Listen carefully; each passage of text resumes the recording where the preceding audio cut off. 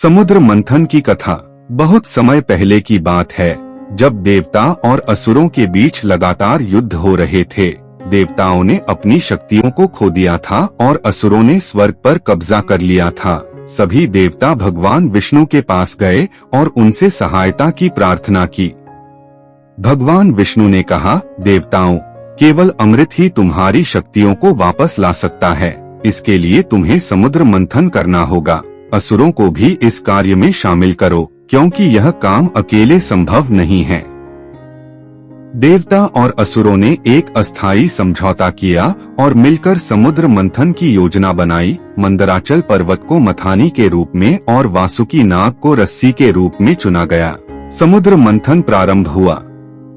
मंथन के दौरान सबसे पहले कालकूट विष निकला, जो अत्यंत जहरीला था। सभी देवता और असुर भयभीत हो गए। तभी भगवान शिव ने इस विष को ग्रहण किया और अपने कंठ में धारण कर लिया। इससे उनका कंठ नीला हो गया और वे नीलकंठ कहलाए।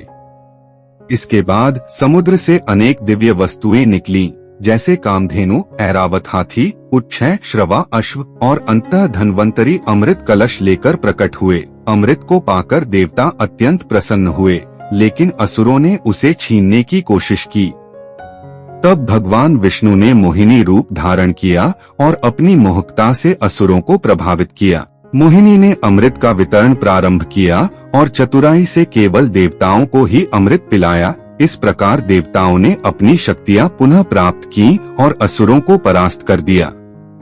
यह कथा हमें सिखाती है कि संयम, धैर्य और एकता से ही बड़ी से बड़ी समस्याओं का समाधान संभव है। भगवान शिव की तरह त्याग और विष्णु की तरह बुद्धिमानी से हम जीवन की कठिनाइयों को पार कर सकते हैं। यह कहानी यह भी बताती है कि समस्याओं का सामना करने और उनका समाधान निकालने के लिए हमें धैर्य और एकता की आवश्यकता होती है। इसके साथ ही हमें हमेशा अपने कर्मों में संतुलन और विवेक बनाए रखना चाहिए।